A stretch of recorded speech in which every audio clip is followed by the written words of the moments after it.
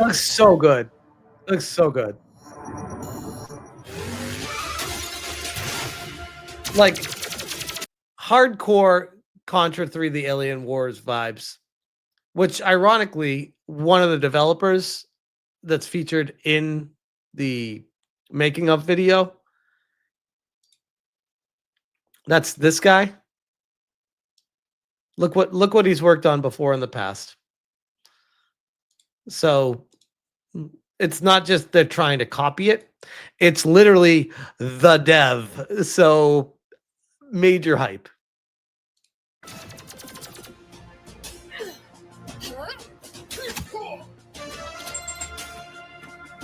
Like, I want to play this like right this second.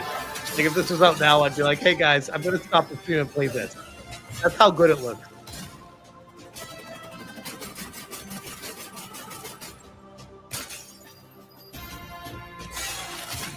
Is this on Twitch? This is on everything.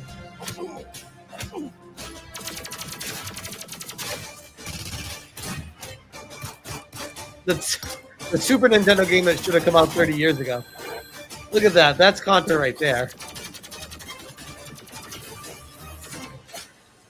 Terminated.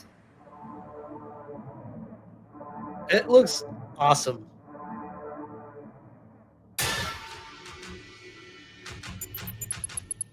September 5th. And it's coming out for basically everything. It would be cool if they had to come out for Super Nintendo as well, but the graphics might be a little too advanced for it. But this company that makes it has put out their games on retro systems before. So it's not out of the realm of possibility. So with that being said, I wanted to really get into watching this trailer. We talked about it on Saturday Night Hypnosis, but we didn't actually watch this making of documentary, and it's only 7 minutes long or so. Peggy 16. So I was like, yeah, we're gonna watch this on the stream tonight. My name's Mike Tucker. I'm the designer programmer of TTD, and it's a love letter, I guess, to 80s and 90s arcade games, and we feel like it's the T2 game we should have had back in our youth. The music is so good.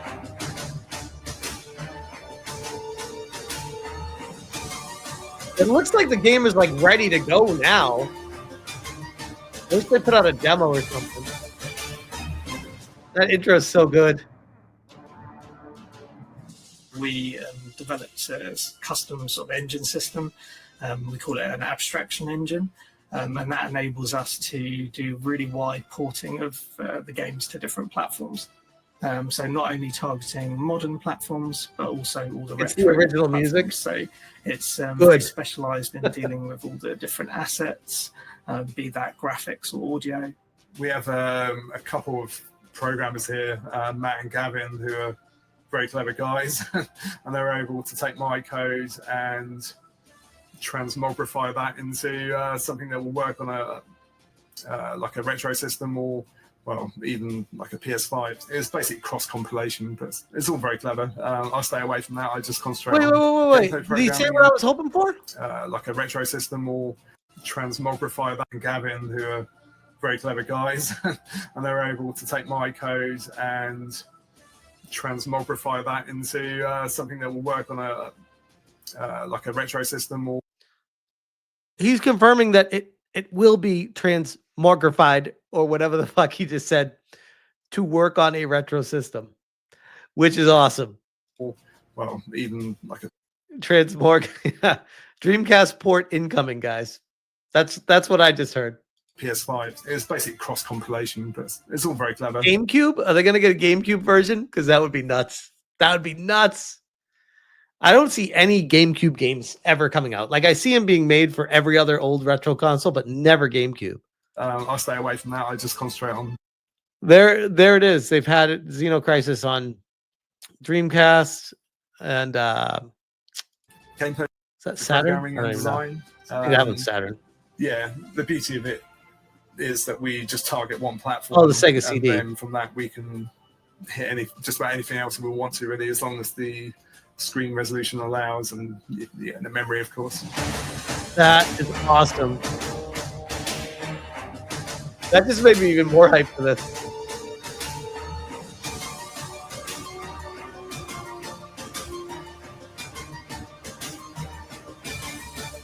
You can tell, by the way, just watching this, that these developers actually have a passion for the game that they're making. They're not just going through the motions and trying to inject woke shit into it. It's like, let's make a fucking badass game. I'm Henk Borg, art director and pixel artist from Bitmap Bureau. This is the guy that worked on Contra 4. The future war levels in our game, which are action-packed run and gun missions with many iconic enemies and vehicles. We also have the HK Centurion as a boss, which isn't present in any of the movies. Exactly, Prada. The first time is seeing your HK Centurion boss appear from behind the collapsing building in game was just excellent. It's almost a great moment where you see your art come alive in the game. Animating a thing by hand was quite a challenge also, but very satisfying. Also, the attract sequence is a winner for me, which I created late in the project, which makes it feel like a proper arcade game. That's so good.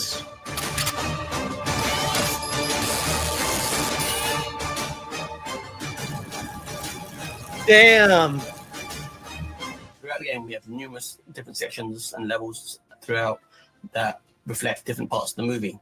The movie is something. Shout out to Kira. Says, guys, like this is how the game industry rebounds.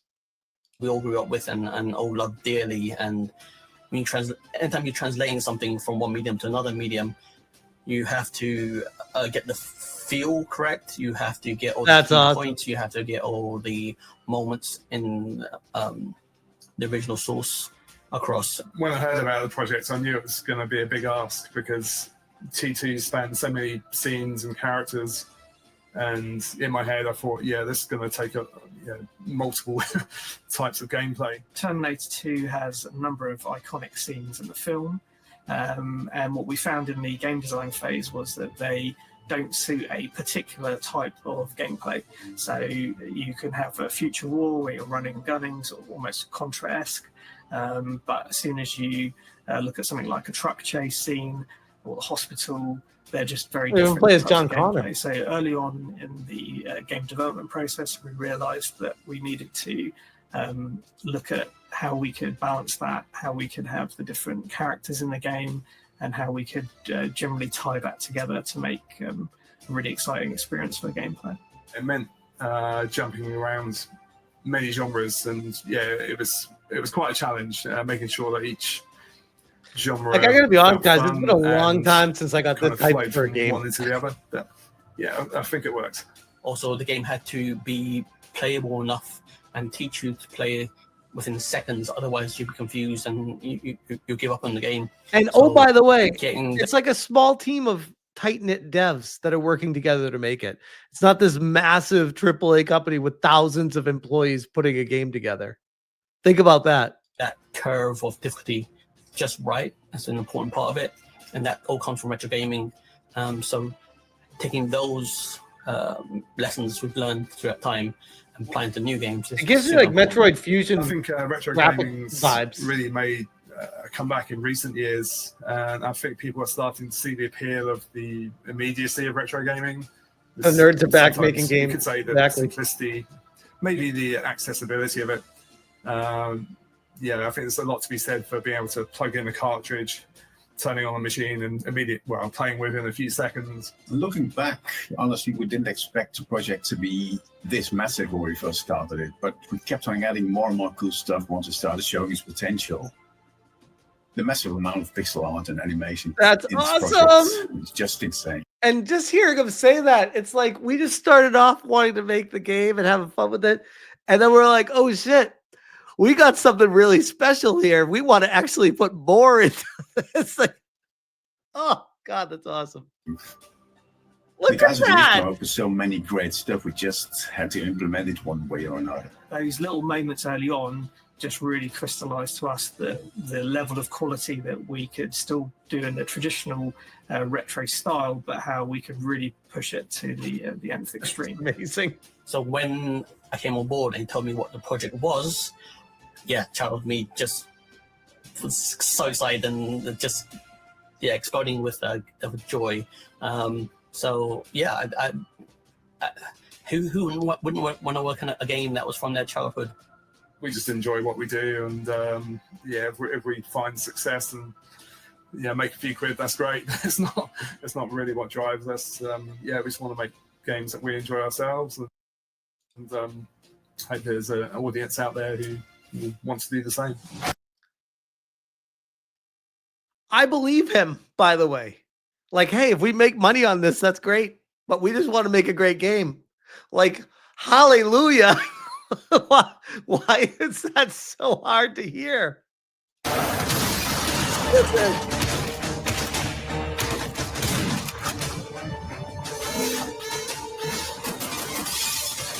Look at this shit.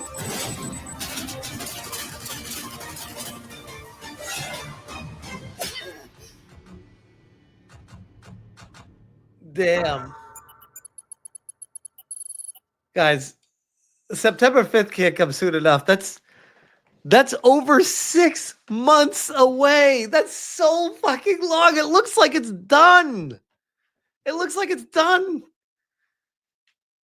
Let me try it. I'm like a YouTuber and stuff, guys. Like, send me a copy if someone could let them know that I really want to play this right now. Yeah, exactly, Kara. That's a pre-order for me. That's what I was gonna say is I would never recommend pre-ordering, and then I watch this and I'm like, well, there's always exceptions. Oh man. Vet Gamer oh wait, you said how to say your name. I saw it here. Hold on. It's pronounced Vet Gamer Bocephus. Bocephus. Vet Gamer Bocephus says, you don't game though. Why are you so excited? I'm a great actor, okay? I'm a great actor. I hate gaming.